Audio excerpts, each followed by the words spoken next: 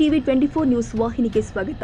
ಹಾವೇರಿ ಜಿಲ್ಲಾ ಸಮಗ್ರ ಅಭಿವೃದ್ಧಿ ಹಾಗೂ ಮಿನಿಸ್ಟರ್ ಗಿರಿಗಾಗಿ ಡೆಪ್ಯೂಟಿ ಸ್ಪೀಕರ್ ರುದ್ರಪ್ಪ ಲಮಾಣಿ ಮತ್ತು ಪ್ರಕಾಶ್ ಕೋಳಿವಾಡ್ ಅವರ ಪ್ಲಾನ್ಗಳೇನು ಗೊತ್ತಾ? ಹೌದು, ನಮ್ಮ ಪತ್ರಿಕಾ ಸಮೂಹದ ರಾಜ್ಯ ಉಪಸಂಪಾದಕ ಬಸವರಾಜ್ ಅವರು ಕರ್ನಾಟಕ ಸರ್ಕಾರದ ವಿಧಾನಸಭೆಯ ಉಪಸಭಾಪತಿಗಳು ಹಾಗೂ ಹಾವೇರಿ ಕ್ಷೇತ್ರದ ಶಾಸಕರು ಹಾಗೂ ರಾಣೆಬೆನ್ನೂರು ಕ್ಷೇತ್ರದ ಶಾಸಕರು ಪ್ರಕಾಶ್ ಕೋಳಿವಾಡ ಅವರೊಂದಿಗೆ ಹಾವೇರಿ ಜಿಲ್ಲಾ ಸಮಗ್ರ ಅಭಿವೃದ್ಧಿಗೆ ಸಂಬಂಧಿಸಿದಂತೆ ಮುಕ್ತವಾಗಿ ಸಂವಾದ ಮಂತ್ರಿಗಳು ಈ ಸಾರಿ ಬಜೆಟ್ನಲ್ಲಿ ಮತ್ತು ಬೇರೆ ಬೇರೆ ರೀತಿಯಿಂದ ಸುಮಾರು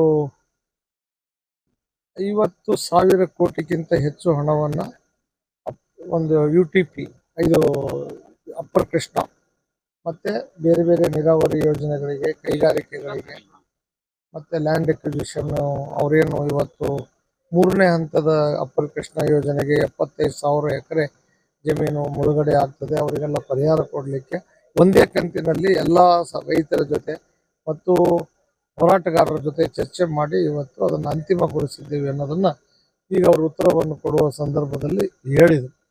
ಅದರ ಜೊತೆಯಾಗಿ ಆರೋಗ್ಯ ಮತ್ತು ಬೇರೆ ಬೇರೆ ರೀತಿಯಿಂದ ಉತ್ತರ ಕರ್ನಾಟಕದ ಅನೇಕ ವಿಚಾರಗಳಿಗೆ ಸ್ಪಂದಿಸ್ತಕ್ಕಂಥ ರಸ್ತೆಗಳು, ರೋಡುಗಳು, ಆಮೇಲೆ ಗ್ರಾಮ ಪಂಚಾಯತಿಗಳು, ಹೆಲ್ತ್ ಕಮ್ಯುನಿಟಿ ಸೆಂಟರ್ಗಳು, ಅನೇಕ ಅಭಿವೃದ್ಧಿ ಕೆಲಸಗಳ ಪರವಾಗಿ ಕೆಲಸ ಮಾಡ್ತಕ್ಕಂಥದ್ದು. ಮುಂದೆ ನಂಜುಂಡಪ್ಪ ವರದಿಯ ಒಂದು ಸಂಪೂರ್ಣವಾದಂಥ ಅಭಿವೃದ್ಧಿಯ ಕಡೆಗೆ ಏನು 35 ತಾಲೂಕುಗಳು ಹಿಂದುಳಿದಿದ್ದು ಎಲ್ಲ ತಾಲೂಕುಗಳಿಗೂ ನ್ಯಾಯಯುತವಾದಂಥ ಸ್ಥಾನಮಾನಗಳು ಸಿಗಬೇಕು ಅನ್ನೋ ದೃಷ್ಟಿಯಿಂದ ಸನ್ಮಾನ್ಯ ಮುಖ್ಯಮಂತ್ರಿಗಳು ಮತ್ತು ಎಲ್ಲ ಸಚಿವರು ಕೂಡ ತಮ್ಮ ಒಂದು ಇಲಾಖೆಯಿಂದ ಬರತಕ್ಕಂಥ ಅನುದಾನವನ್ನು ಯಾವ್ಯಾವ ಬಾಬುಗಳಿಗೆ ಕೊಡಬೇಕು ಅನ್ನೋದನ್ನು ಸುಮಾರು 43 ಜನ ಉತ್ತರ ಕರ್ನಾಟಕದ ಶಾಸಕರು ಇವತ್ತು ಅಭಿವೃದ್ಧಿಯಲ್ಲಿ ಭಾಗವಹಿಸಿದ್ರು.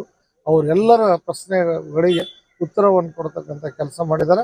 ಮುಂದಿನ ಅಧಿವೇಶನ ನಡೆಯುವುದರಲ್ಲಿ ಸಾಕಷ್ಟು ಅಭಿವೃದ್ಧಿ ಪರವಾದಂಥ ಕೆಲಸಗಳನ್ನು ಮಾಡಿ ತೋರಿಸ್ತೀವಿ ಅನ್ನೋ ಭರವಸೆಯನ್ನು ಮುಖ್ಯಮಂತ್ರಿಗಳು ಹೇಳಿದ್ದಾರೆ.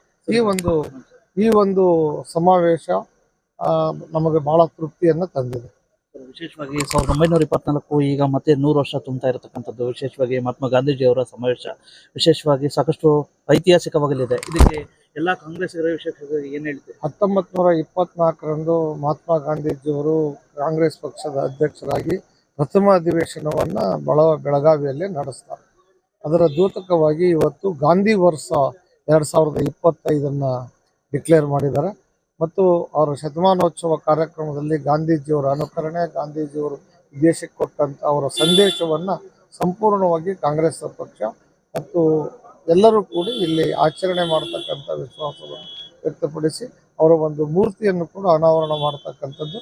ಮತ್ತು ಅವರೇನು ಬಾವಿಯನ್ನು ತೆಗೆದಿದ್ರು ಆ ಬಾವಿಗೆ ಗಾಂಧಿ ಬಾವಿ ಅಂತ ಹೆಸರಿಡ್ತಕ್ಕಂಥ ಕಾರ್ಯಕ್ರಮವನ್ನು ಮತ್ತು ಬಹಳಷ್ಟು ಸಂಖ್ಯೆಯಲ್ಲಿ ಕಾಂಗ್ರೆಸ್ ಕಾರ್ಯಕರ್ತರನ್ನು ಕರೆಸಿ ಅವರ ಒಂದು ಸಂಭ್ರಮಾಚರಣೆ ಕೆಲಸವನ್ನು ಕಾಂಗ್ರೆಸ್ ಪಕ್ಷ ಮಾಡುತ್ತದೆ. ಅಧಿವೇಶನ ಸಂದರ್ಭದಲ್ಲಿ ಸಾಕಷ್ಟು ನಿಮ್ಮ ಆಡಳಿತ ಪಕ್ಷ ಶಾಸಕರು ಸಚಿವ ಸ್ಥಾನದ ಒಂದು ರೀತಿ ಆಸೆ ಮಾಡಿದ್ದಾರೆ ಸರ್. ವಿಶೇಷವಾಗಿ ತಮ್ಮ ಅಭಿಮಾನಿಗಳು ಸಹ ಹಾವೇರಿ ಜಿಲ್ಲಾ ಉಸ್ತುವಾರಿ ಸಚಿವರು ಆಗಬೇಕು ಮತ್ತೆ ಈಗಿರ್ತಕ್ಕಂಥ ಜಿಲ್ಲಾ ಬದಲಿಸಬೇಕು ಅಂತ ಒಂದು ಕೂಗಿದೆ. ಏನಿಲ್ಲ, ಕಾಂಗ್ರೆಸ್ ಪಕ್ಷ ದೊಡ್ಡ ಪಕ್ಷ, ಅದು ತೀರ್ಮಾನ ತಗೊಳ್ತದೆ, ಎಲ್ಲರಿಗೂ ನ್ಯಾಯಯುತವಾದಂಥ ಅನುಕೂಲತೆಯನ್ನು ಮಾಡಿಕೊಡ್ತದೆ ಅಂತ ಭರವಸೆ ಇದೆ. ಕಾಂಗ್ರೆಸ್ ಪಕ್ಷ ಏನೇ ಕೊಟ್ಟರು ಸಹಿತ ನಾವು ಕೆಲಸವನ್ನು ಮಾಡ್ತಾರೆ. ನಿಮ್ಮ ಅಭಿಮಾನಿಗಳು ಒತ್ತಾಯ ಎಲ್ಲರದ್ದು ಇರ್ತದೆ, ಅದರ ಪಕ್ಷನೂ ತೀರ್ಮಾನ ತಗೋಬೇಕಲ್ಲ. ನಮಗೀಗಾಗಲೇ ಪಕ್ಷ ನಮ್ಮದು ಗುರುತಿಸಿದೆ. ನಮ್ಮ ಸಮುದಾಯದಿಂದ ನಾನು ಒಬ್ಬನೇ ಆಯ್ಕೆಯಾಗಿದ್ದೇನೆ. ಸಮುದಾಯದ ಕೂಗು ಕೂಡ ಇದೆ. ನಮ್ಮಲ್ಲಿ ಒಬ್ಬರನ್ನ ಇಲ್ಲಿವರೆಗೂ ಯಾರು ಯಾವುದೇ ಕ್ಯಾಬಿನೆಟ್ನಲ್ಲಿ ಎಲ್ಲ ಕ್ಯಾಬಿನೆಟ್ಗಳಲ್ಲಿ ನಮ್ಮ ಪಕ್ಷದ ನಮ್ಮ ಒಂದು ಸಮುದಾಯದ ಮಂತ್ರಿ ಇದ್ದರು.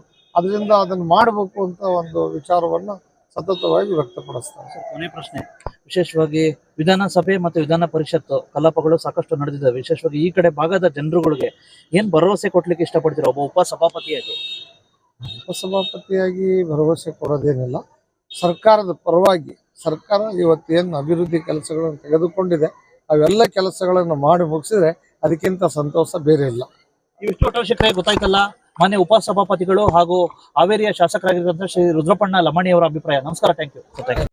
ಇಲ್ಲ, ಉತ್ತರ ಕರ್ನಾಟಕಕ್ಕಾಗಲಿ ಕಲ್ಯಾಣ ಕರ್ನಾಟಕಕ್ಕಾಗಲಿ ಸಾಕಷ್ಟು ಅನುದಾನ ನಮ್ಮ ಸರ್ಕಾರದಿಂದ ಬರ್ತಿದೆ. ಬಟ್ ಇನ್ನೂ ಸಾಲದು, ಇನ್ನೂ ಬೇಕು. ಯಾಕಂದ್ರೆ ಸ್ವತಂತ್ರ ಬಂದಾಗಿಂದ ಇಲ್ಲಿವರೆಗೂ ಮಲ್ತಾಯಿ ಧೋರಣೆ ನಮ್ಮಲ್ಲಿ ಆಗಿದೆ. ನಮ್ಮ ಉತ್ತರ ಕರ್ನಾಟಕಕ್ಕೆ ಒಂದೇ ವರ್ಷದಲ್ಲಿ ಒಂದೇ ಟರ್ಮಲ್ಲಿ ಇದು ಸರಿಪಡಿಸೋಕೆ ಆಗೋದಿಲ್ಲ. ಆದ್ರೂ ಕೂಡ ನಮ್ಮ ಮುಖ್ಯಮಂತ್ರಿಗಳು ಉಪಮುಖ್ಯಮಂತ್ರಿಗಳು ಎಲ್ಲ ನಾವು ಸರಿ ತೂಗಿಸ್ತೀವಿ ಅಂತೇಳಿ ಸಾಕಷ್ಟು ಅನುದಾನ ಕೊಟ್ಟಿದ್ದಾರೆ ಉತ್ತರ ಕರ್ನಾಟಕಕ್ಕೆ. 60% ಅನುದಾನವನ್ನ ಉತ್ತರ ಕರ್ನಾಟಕಕ್ಕೆ ಕೊಟ್ಟಿದ್ದಾರೆ, 40% ದಕ್ಷಿಣ ಕರ್ನಾಟಕಕ್ಕೆ ಅನುದಾನ ಕೊಟ್ಟಿದ್ದಾರೆ. ಆದ್ರೆ ಒಂದೇ ವರ್ಷದಲ್ಲಿ ಇದನ್ನು ಬದಲಾವಣೆ ಮಾಡೋಕ್ಕಾಗೋದಿಲ್ಲ, ಟೈಮ್ ಬೇಕು. ನಮ್ಮ ಟರ್ಮ್ನಲ್ಲಿ ನಮ್ಮ ಇನ್ನು 3.5 ವರ್ಷದಲ್ಲಿ ಉತ್ತರ ಕರ್ನಾಟಕ ಅಭಿವೃದ್ಧಿಗೊಳ್ತೈತಿ ಅಂತ ನಂಬಿಕೆ ನನಗೈತಿ. ಕಿತ್ತೂರು ಕರ್ನಾಟಕ ಅಭಿವೃದ್ಧಿ ಮಂಡಳಿ ಆಗಬೇಕು, ಅನುದಾನ ಮೀಸಲಿಡಬೇಕು ಅಂತ ಹೇಳ್ಬಿಟ್ಟು ಕಿತ್ತೂರು ಕರ್ನಾಟಕದ ಒಂದ್ ರೀತಿ ಜನಪ್ರತಿನಿಧಿಗಳ ಒತ್ತಾಯ ಇದೆ. ಹೌದು, ಅದು ನಾವು ಕೂಡ ಒತ್ತಾಯ ಮಾಡಿದೀವಿ. ಮಾಡಿದ್ರೆ ಒಳ್ಳೇದು. ಯಾಕಂದ್ರೆ ಕಲ್ಯಾಣ ಕರ್ನಾಟಕ ಮಾಡಿದ್ಮೇಲೆ ಅಲ್ಲಿ ಸಾಕಷ್ಟು ಅನುದಾನ ಹೋಗ್ತಾ ಇದೆ. ಕಿತ್ತೂರು ಕರ್ನಾಟಕ ಅದಕ್ಕೂ ಒಂದು ಏನಾದರೂ ಒಂದು ವ್ಯವಸ್ಥೆ ಮಾಡಬೇಕು ಅಂತ ಹೇಳಿ ನಾನು ಮುಖ್ಯಮಂತ್ರಿಗೂ ಮತ್ತು ಉಪಮುಖ್ಯಮಂತ್ರಿ ಮಾತಾಡಿದ್ದೀನಿ.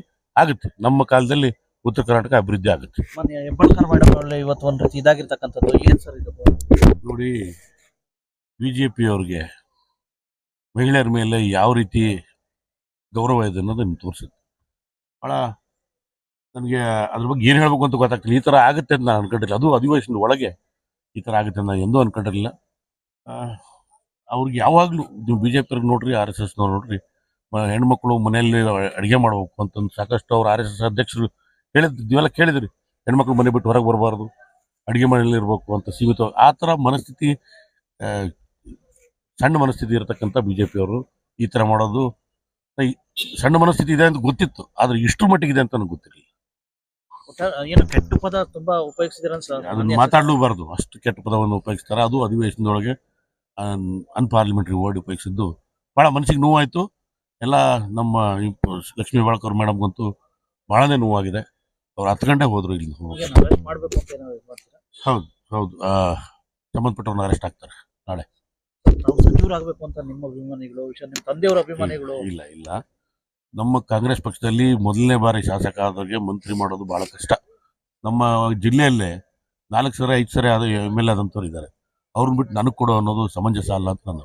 ಜಿಲ್ಲಾ ಉಸ್ತುವಾರಿ ಸಚಿವರನ್ನ ವರ್ಗನವರು ಇದ್ದಾರೆ, ಯಾರಾದ್ರೂ ಸ್ಥಳೀಯರನ್ನೇ ಮಾಡಿ ಅಂತ ಹೇಳ್ಬಿಟ್ಟು ಶಿವಾನಂದ ಪಾಟೀಲ್ ಕೂಗಿದ್ದೆ. ಶಿವಾನಂದ ಪಾಟೀಲ್ ಬದಲಾವಣೆ ಮಾಡೋದಿಲ್ಲ, ನಮ್ಮ ಶಿವಾನಂದ ಪಾಟೀಲ್ ಇರಬೇಕು, ಜೊತೆಗೆ ನಮ್ಮ ಜಿಲ್ಲೆಯವರೇ ಮಂತ್ರಿಗಳಾಗಬೇಕು ಅನ್ನೋದು ಇರುತ್ತೆ. ಶಿವಾನಂದ ಪಾಟೀಲ್ ಒಳ್ಳೆ ಕೆಲಸ ಮಾಡಿದ್ದಾರೆ.